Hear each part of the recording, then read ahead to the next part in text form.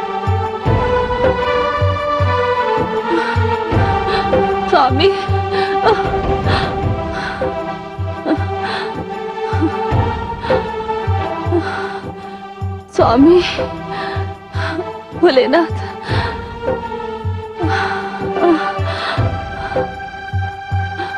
कहाँ चले गए स्वामी?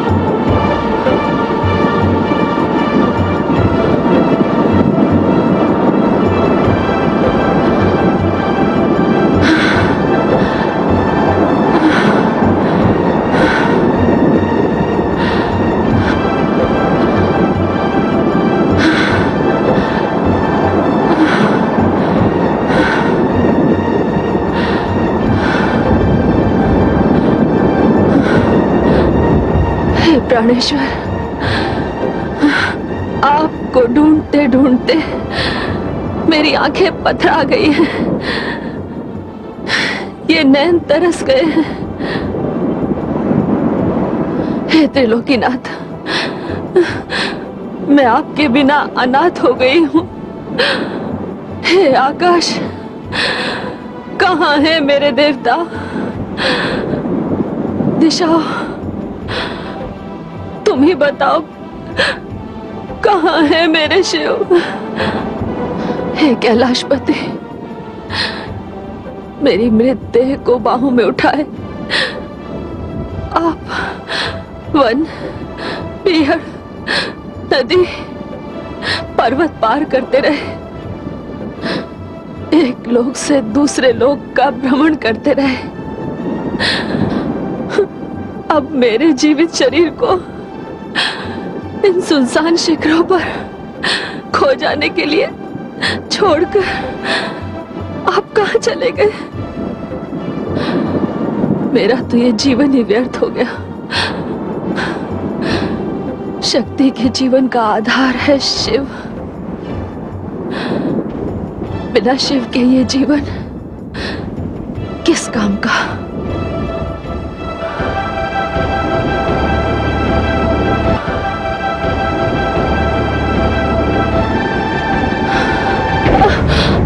हे सुंदरी, क्यों अपना शरीर नष्ट करना चाहती हो? किंतु आप कौन हैं? क्यों बचाए मेरे प्राण? सुंदरी, जीवन मरण तो प्रभु के हाथों में है। आत्महत्या करना पाप है। तुम क्यों ये पाप करना चाहती हो? इसके अतिरिक्त और कोई उपाय नहीं है मेरे पास। कोई तो कारण होगा। कारण है मेरा दुर्भाग्य। मैंने अपने प्रियतम को पाने के लिए घोर तपस्या की, किंतु वो नहीं मिले मुझे, और उनके बिना ये जीवन व्यर्थ है। यदि किसी प्रियतम को पाने के लिए तुमने तपस्विनी का रूप धारण किया है और ऐसी घोर तपस्या करने के पश्चात भी वो तुम्हें नहीं मिला, तो मैं कहूंगा कि तुम्हारा प्रियतम बहुत ही कठोर है, निष्ठुर है, निर्दयी है। कौन है वो व्यक्ति? देवाधिदेव महादेव। महादेव? हाँ, उन्हीं को पति रूप में प्राप्त करने के लिए तप किया है मैंने। तुम सच कह रही हो या परिहास कर रही हो? ये सत्य है। ऐसी ही आकांक्षा है मेरी। सुंदरी, बड़ी विचित्र हो तुम। यदि तुम्हें तपस्या ही करनी थी तो किसी इंद्र जैसे देवता के लिए करती। बस, कृपया शांत हो जाइए। इसके आगे मैं एक शब्द भी नहीं सुनना चाहती। मेरे लिए शब्द पिघले हुए शीशे के समान हैं, जिन्हें आपने मेरे कानों में उंडेल दिया है। मैंने सत्य कहा देवी। आपको तो प्रसन्नता होनी चाहिए। चलिए, इंद्र नहीं, कोई और देवता सही, कुबेर सही, वरुण सही, अग्नि सही, ये सब एक प्रतापी देवता है और ये सब आपके नहीं! अब मैं आपसे बात नहीं करना चाहती हैं। कृपया आप यहां से चले जाइए। नहीं सुंदरी, मैं यहां से नहीं जाऊंगा, कदापि नहीं जाऊंगा। यदि मैं यहां से चला गया तो आप आत्महत्या कर बैठेंगी और ऐसा मैं होने नहीं दूंगा। आपके जैसी सुंदर स्त्री बिना विवाह करे संसार से चली जाए, नहीं देवी। आप जानती नहीं देवी, सभी देवताओं तक पहुंचे मेरी। अब संकोच छोड़िए और मुझे बताइए कि पति रूप में आपको कौन सा देवता अच्छा लगता है? महादेव, महादेव, महादेव। उनके अतिरिक्त मैंने स्वप्न में भी किसी के बारे में नहीं सोचा, किंतु आपने मुझे इतनी पीड़ा दी है कि उसके उत्तर में यदि मैंने आपको दंड नहीं दिया तो मेरी आत्मा को शांति नहीं मिलेगी। दंड? कैसा दंड देवी? यदि मैंने अपने मन, वचन, कर्म सबसे केवल अपने महादेव की आराधना की है तो हे मां शक्ति, परमेश्वरी, इस बल पर मैं इस अघोरी को श्राप देती हूँ कि... अरे नहीं नहीं देवी, ये आप क्या कर रही हैं? छोड़ दे, छोड़ मेरा हाथ, छोड़ दे, छोड़ दे। देवी, इसी हाथ को पाने के लिए आपने इतनी तपस्या की, इतना कष्ट उठाया है। अब ये हाथ आपको मिल गया है और आप इसे छोड़ना चाहती हैं? स्वर पहचाना सा लगता है।